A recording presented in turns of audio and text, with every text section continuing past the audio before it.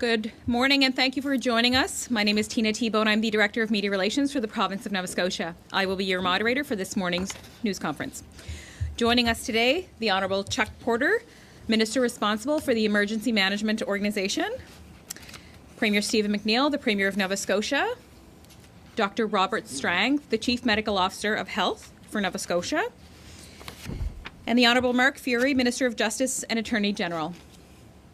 We'll start with the Premier. Go ahead. Thank you, Tina. Good morning, everyone. I want to thank all those Nova Scotians who've continued to follow the public health advice and the businesses like grocery stores that have remained open and are taking extraordinary measures to protect the public and their employees while helping slow the spread of this virus. But today, I need to focus on those who are not following public health advice. Over the weekend, I saw and heard of far too many incidents of people gathering, blatantly disregarding the social and physical distance rules of staying 6 feet or 2 meters apart. Hundreds gathering on our beaches and in our parks, large groups of people congregating, young people playing street hockey, cars parked everywhere, people disregarding law enforcement. We are dealing with a deadly virus, and this behavior is unacceptable. And so today, effective immediately, I am declaring a provincial state of emergency. Minister Porter is here to explain what that means, and Minister Fury is here to explain how we will enforce it. We are also reducing the size of gatherings effective immediately. People cannot gather in groups of more than 5. You can still go outside, but you walk to exercise, not to socialize. Stay in your neighborhood, walk around the block or down the street. Our provincial parks are closed. If you go there, you are trespassing and your vehicles will be towed. You can get groceries, you can go to the pharmacy, but do not do it in packs. Identify a single family member who can do those errands. And if you are an individual helping neighbors, please continue to do so. We are working with our municipal leaders and our First Nation leaders. It is imperative that all of us follow the state of emergency and use common sense. Currently, if you've traveled outside of Canada, you must self-isolate for 14 days. We are now taking this to a new level. Effectively tomorrow, the borders of Nova Scotia will be tightened. As of 6 a.m., if you have traveled anywhere outside of Nova Scotia, you must self-isolate for 14 days when you return. This will be managed at points of entry into our province. The ferries in Digby and North Sydney, our airports in Halifax and Sydney, and our land border with New Brunswick. We are making exceptions for those who provide essential service, including trucking, healthcare, child protection workers, and law enforcement. If you are coming into our province, you'll be stopped at every entry point, questioned, and told to self-isolate. For those who are not essential service and want to enter our province for social purposes, please stay home. This decision was not made lightly, but we must continue to act and use every tool available to flatten the curve and reduce the spread of COVID-19 in our communities and the virus' significant impact on our healthcare system. We have a social responsibility to focus on the public good. A failure to follow public health guidelines to limit the spread of COVID-19 puts our civil liberties at risk. We have no choice but to put more stringent measures in place to contain people to their own homes and to help prevent the spread of COVID-19.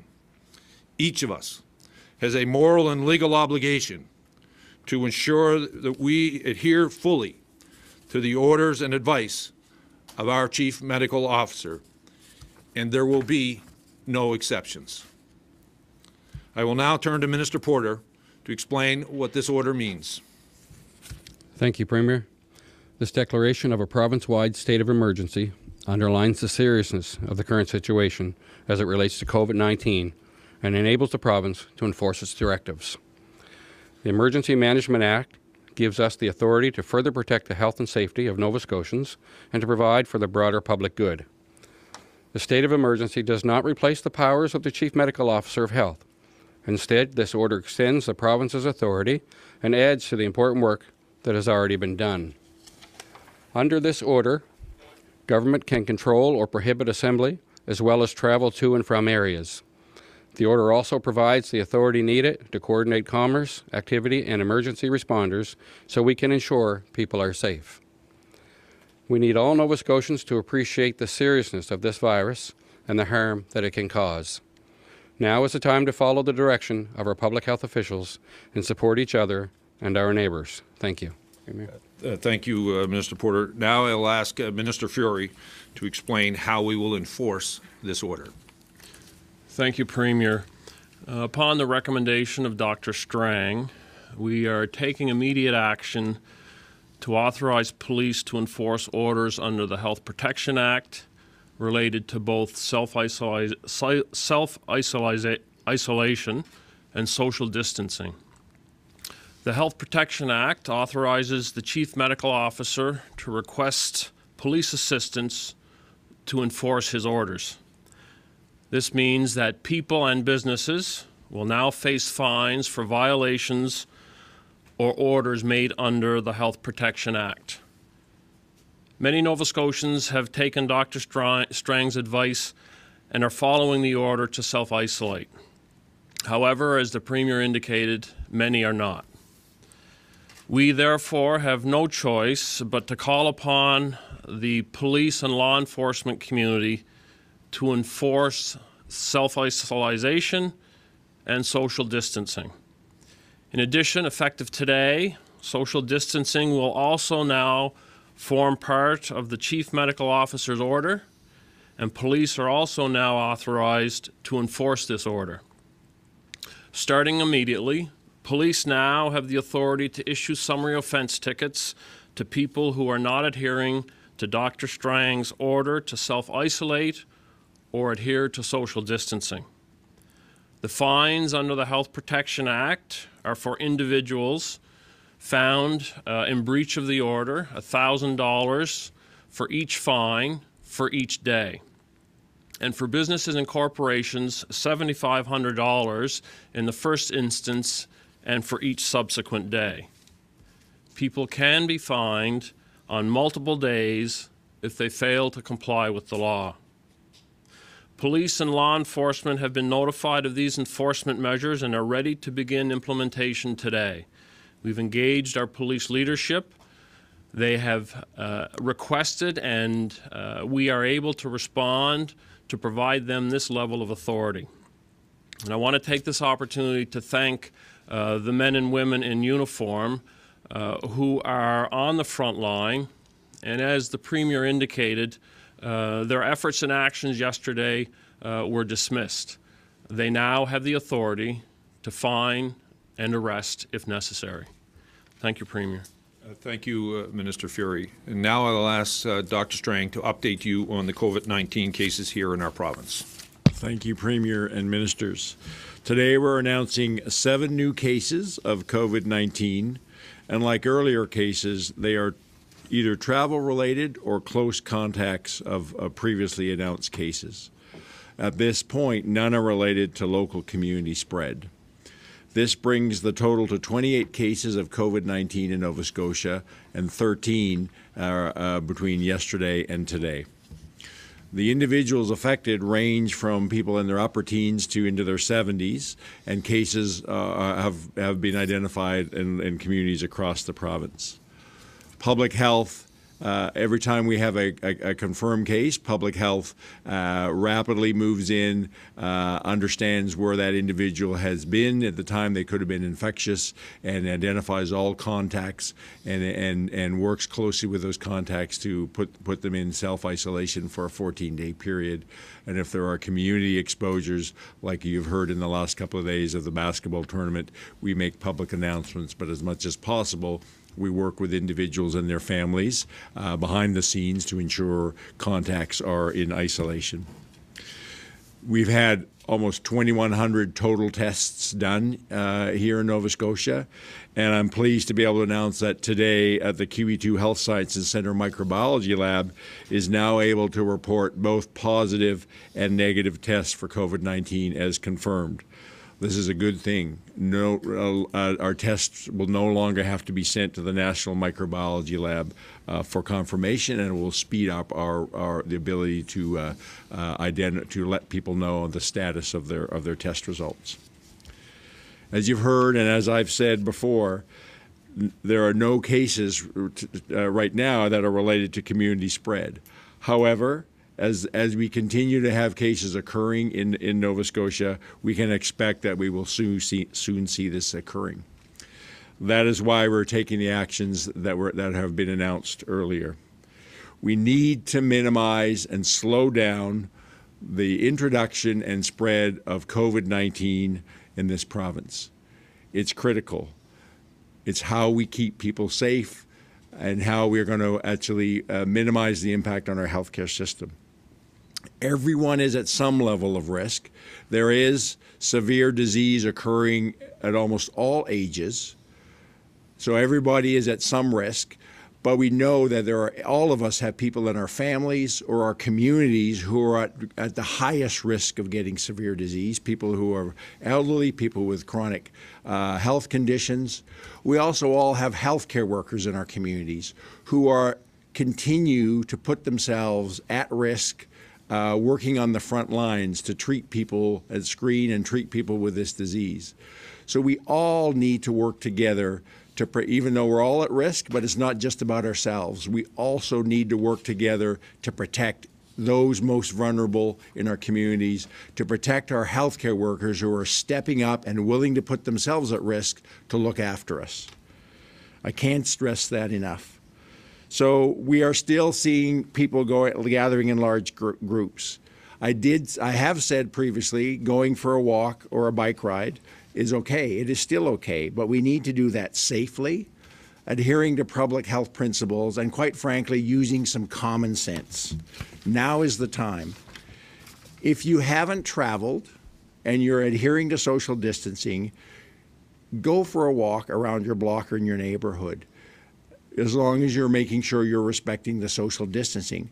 But now's not the time. Do not pile into a car, go for half an hour, park next to 100 other vehicles at a beach, and then crowd onto a beach or into a park. That is not using common sense. That is not adhering to public health measures around social distancing and not having mass gatherings.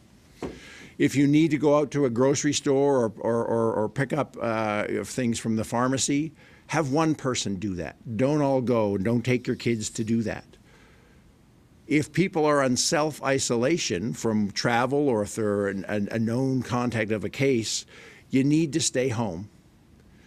You can go, if you're able to, you can go out into your yard or your balcony, but do not go further. You need to get help, to get groceries, to get the pharmaceuticals you need.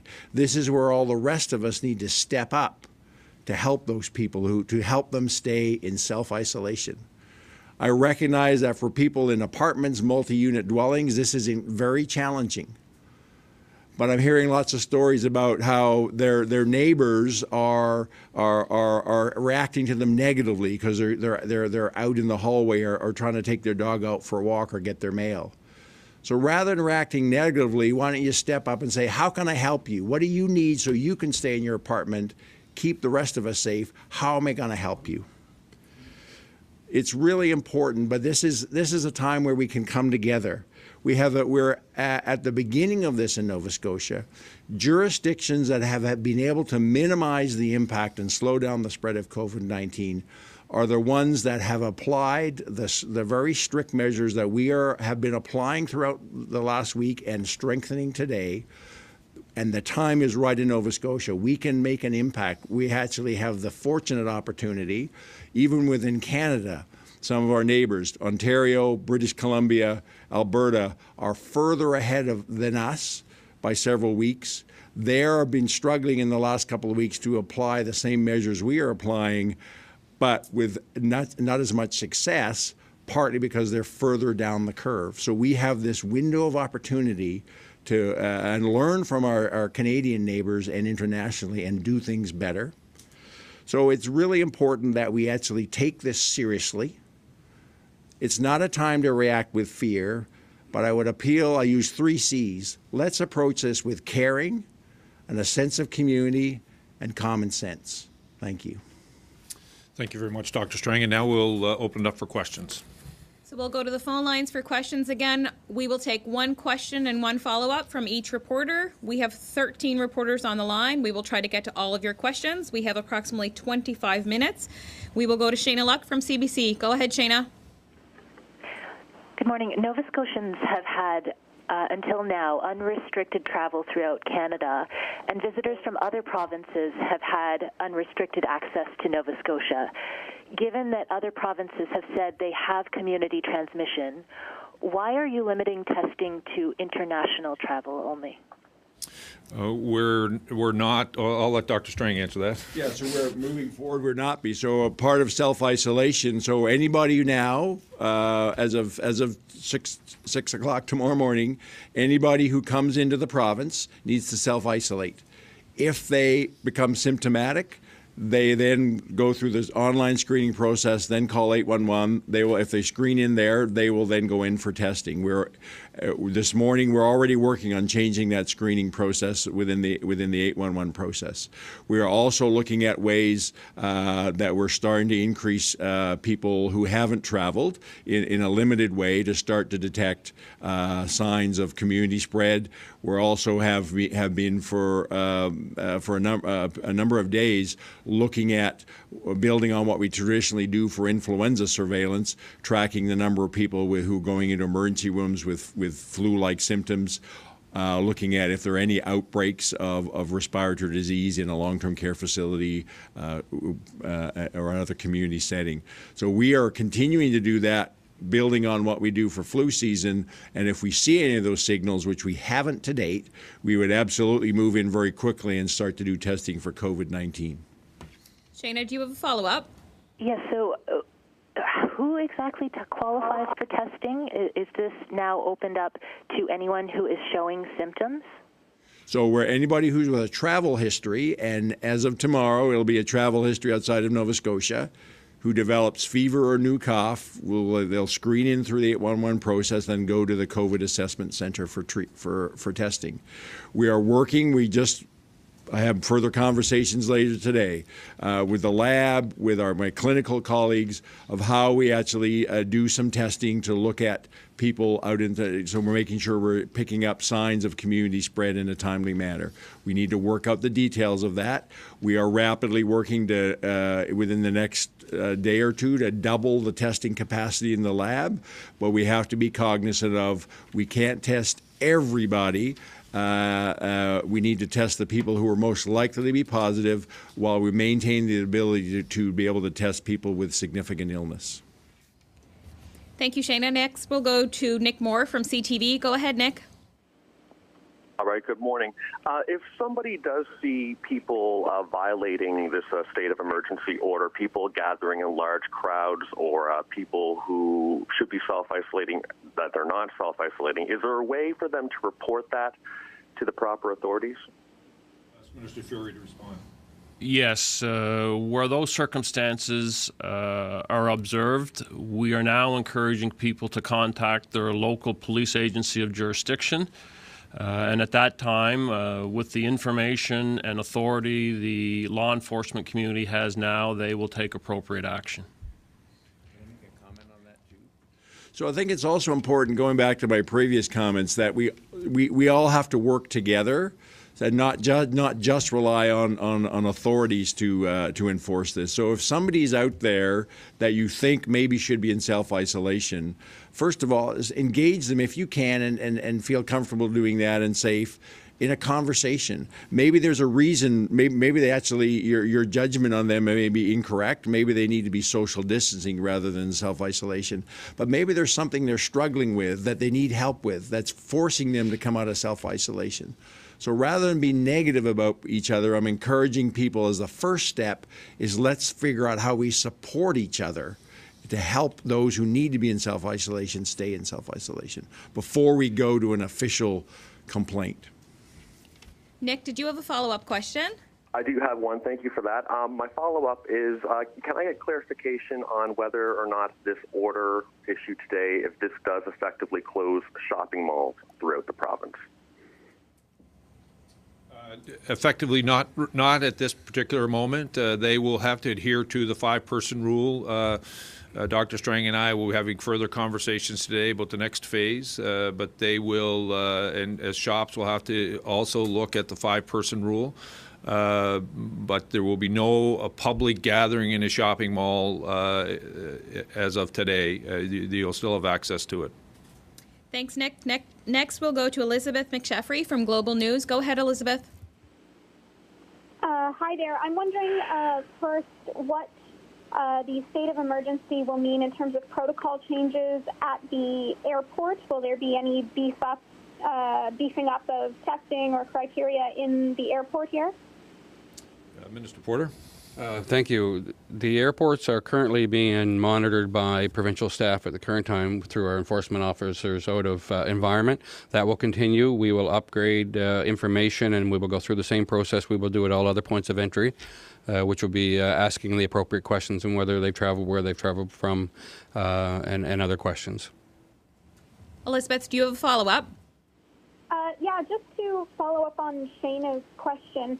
For those people that currently don't meet the criteria for testing but are showing symptoms, of course they're to self-isolate, but what can they be doing at home to treat themselves and care for themselves while they presume they have COVID-19? What should they be doing at home? So we're asking people with any symptoms, as always, they should try to isolate themselves as best they can within their home. If you've got fever or cough, whether it's influenza, whether it's COVID-19, staying away from the public spaces and even within your home as much as possible, distancing yourself from anybody else within the home. So staying that six feet or 2 meter space apart as best you can. Staying, if you're able to, in your own room with your own bathroom, having somebody bring meals to the doorway. I know that's not always possible for all living circumstances and all families, but as best you can, adhering to those public principles of social distancing, that 6 foot space, and really careful, frequent hand washing by everybody in that household, cleaning down common surfaces. I think it's also important, if I can, whether you traveled or not and you're at home and you've been self-isolated because you know someone who's traveled and you are showing those symptoms, call 811. They will direct you. We have a couple of cases where people haven't necessarily traveled, but someone very close to them has, and they've received the virus from them. So I don't want to. A couple of questions here has only been that only the people who've traveled are being tested. That's not accurate. What's happening is if you follow the online tool, and it identifies these symptoms, you call 811, and you will be directed to the appropriate place to ensure that that's happening. Of course, travel history is an important part of that, but as Dr. Strang has said a number of times when I've been sitting here with him, we have some that are connected to people who have traveled. They themselves have not. So follow the symptoms, follow the online tools, call 811, and we will be there to work with you. Thanks, Elizabeth. Next, we'll go to Tim Arsenault from the Chronicle Herald. Go ahead, Tim. Thank you. Some people are wondering why the NSLC outlets are still open. I'm wondering, given what's being said this morning, can you speak to that? Well, they've been kept open at various degrees across the province. Hours have changed. Access to them has changed. We've now closed them on Sundays. We will continue to monitor that as we go forward. I think there's also an important part there. There are, quite frankly, those Nova Scotians whose health requirements needs access to this product. And we also know there are family situations where people are living in very difficult circumstances, whether it's domestic violence or abuse, that the restriction of this product could escalate that. But we are monitoring what that looks like as we continue in time, and we'll continue to follow advice of public health. Do you have a follow-up, Tim? Related. if mobility had to be restricted even further, are there measures or plans for how people would go about getting things like groceries, prescriptions, those sort of essential items? Well, in my remarks, I've said you can continue to do that. Just don't do it as a group. Don't do it as an entire family. Identify an individual to go do that. Many of our retailers have put online opportunities where you can do online shopping and they'll bring it out and put it in your car. But you can go, of course, and do those things and then come home. And I would also encourage you, as Dr. Strang has mentioned here a few minutes ago, how can we support those who may have more challenges? If you're a single mom with kids at home and you're their neighbor, ask, can you help? If you're a senior living alone, in your neighbor's a senior living alone, ask, how can you help? If you're going to pick something up for your family, think about identifying whether you can pick something up for them. That's how we can actually restrict the mobility and, quite frankly, slow down this virus from impacting all of our families. Thanks, Tim, for that question. Next, we'll go to Devin Stevens from All Nova Scotia. Go ahead, Devin. Hi, can you talk a little more about what triggered today's announcement? I know the Premier mentioned, overflowing parking lots at beaches, and there was some social media posts about that today. Is the government monitoring social media for this type of thing? Are you getting calls from the public? Are provincial, game wardens and park officers noting this stuff? Just a little bit more about what specifically triggered today's announcement? Well, the vast majority of Nova Scotians are following the public health advice. And they become frustrated, quite frankly, when a small percentage of Nova Scotians don't. So they certainly identify, they call into, whether it's in our Department of Forestry, who manages the parks across the province, they would call into the Department of Health. And yesterday, when those calls came in, we dispatched law enforcement to deal with the issue. And quite frankly, they weren't taken seriously. They weren't, people were disregarding the men and women in uniform. And we cannot allow a small percentage who choose to do as they wish in our province to put at risk the health of the rest of us. And that literally is what this is. If you've watched this virus globally, and quite frankly in Canada, in some of our other Canadian provinces, the spread of this happens rapidly and quickly. And it will require all of us to do our part, to self-isolate, to protect our neighbors, and to respect law enforcement, health professionals who are working day and night to provide us the security that we require and, quite frankly, the health care that we need. And I want people to fully understand this. The spread of this virus in itself is bad enough, but the stress that it will put on our healthcare system will be crippling. It will not only impact about how we deal with this virus, it will deal with how do we deal with cardiac arrests. It will deal with how do we deal with all of the other emergencies that flow into our hospitals on a daily basis. I cannot allow a certain level of Nova Scotians to disregard the order of the Chief Medical Officer or law enforcement when it comes to ensuring we protect the health and safety of all Nova Scotians, and that's why we were forced to do what we're doing today. Devin, do you have a follow-up? Yeah, for Dr. Strang, we're probably going to have people coming off of self-isolation in the next 5 to 10 days here. What is your guidance to them on day 15? Can they go grocery shopping? Can a grandmother coming home from Florida go visit her grandchild if there's been no illness in either household? How will life change for those people on day 15? So once they come off self-isolation, they move into the bigger bucket of all other Nova Scotians who were asking and telling you need to maintain the social distance. So that's the group that still has to be careful about shopping for essentials, not in groups. One person from the family. They can have some outdoor activity in their yard, in their community, but not doing it in groups. doing it in a way that respects the 6-foot social distancing.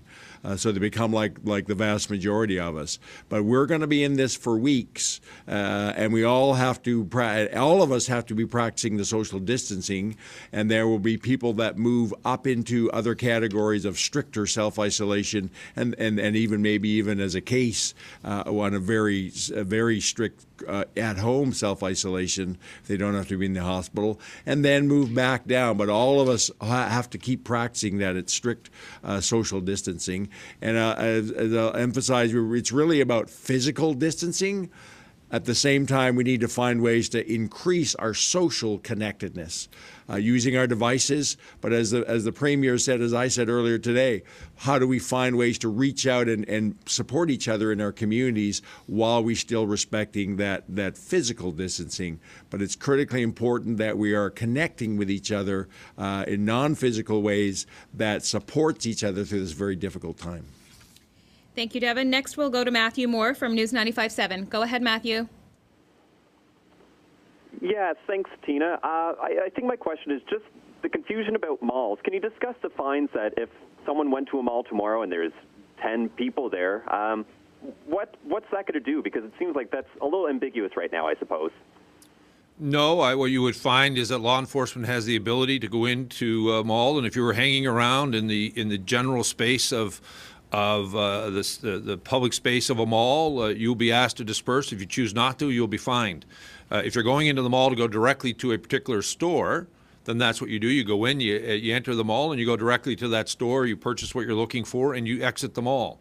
The common area will be treated like common space out in community. Do you have a follow-up? Yeah, just one quick one. What does this do for, like, dealerships and call centers, too? Because those are kind of confined spaces, too, I suppose. We have a number of employers who have worked very hard to ensure that they've created the appropriate self-distancing protocols inside of their businesses. Some have double shifts, so they take fewer people in. They've separated, whether it's a call center, the connection, how close people are to one another. Many of those workplaces that are still functioning have followed the advice of the chief medical officer and ensured they put the protocols in place. We have about 10 minutes left. We only have time for a few more questions. We'll go to Jake Boudreau from the Port Hawkesbury Reporter. Go ahead, Jake. Because those are kind of confined. Thank you, Tina. I was just inquiring about the confusion there seems to be over self-isolating versus quarantining. It seems like you guys are kind of going close to calling on people to quarantine, but there seems to be some public confusion as to the difference between quarantining and social isolation, with, quarantining being the more, I guess, extreme or whatever you want to call it term. Is there any way you guys can kind of clarify that? Because I'm seeing a lot of comments on social media and things like that. Yeah, so quarantine is actually a technical term. The quarantine is somebody who has potentially been exposed but is not yet sick. And then isolation is somebody who is sick. Because of the language piece across the country, we're using self-isolation as the term, both for people who may have been exposed and need to stay at home away from others, as well as for people who, even if they're sick, they're self-isolation. So it's social distancing for everybody, or the physical distancing with increased social connectedness. Then people, because of travel, or if we know that they've been exposed, that's self-isolation, which in a technical term is quarantine. And then for people who are sick, it's a very strict house isolation, which the technical term for that is isolation. Do you have a follow-up, Jake? No, I don't. Thank you. Next, we'll go to David Jella from the Cape Breton Post. Go ahead, David. All right, we'll move along. We'll go to Tim Bousquet from the Halifax Examiner. Go ahead, Tim. Hi, thank you. And I'm sorry to beat this drum, but there's widespread public concern and questions over testing. And Dr. Strang, you said that it's obvious that you can't test everyone, and I suppose that's true. But can you say what the limiting factor is? Is it lack of availability of tests? Is it lack of staff? Is it time? Is it too much money? What is it that is keeping you from spreading testing further than it is already? So as I said, we're rapidly working to double the capacity for testing, and that's doing things at the lab, bringing in extra staffing for other components of the lab, changing their processes. We're also looking at using different types of swabs to make sure we actually have adequate swabs that are available. We're looking at possibilities of even increasing the sophisticated equipment that's there. That's not easy because there's a global demand for that. But so we're doing everything we can to increase our lab capacity. But also we've got to be careful that our testing strategy maintains the likelihood of identifying people who have the highest possibility of having this disease, and not overwhelming our system by testing absolutely everybody. So we're continue to work on both those strategies, enhancing our testing, maximizing and testing the appropriate people as we working diligently to maximize our lab capacity. Do you have a follow-up, Tim? I do. Related to that, recognizing that you can't test everyone, why aren't people at airports and crossing the borders, why aren't they being checked for their temperature?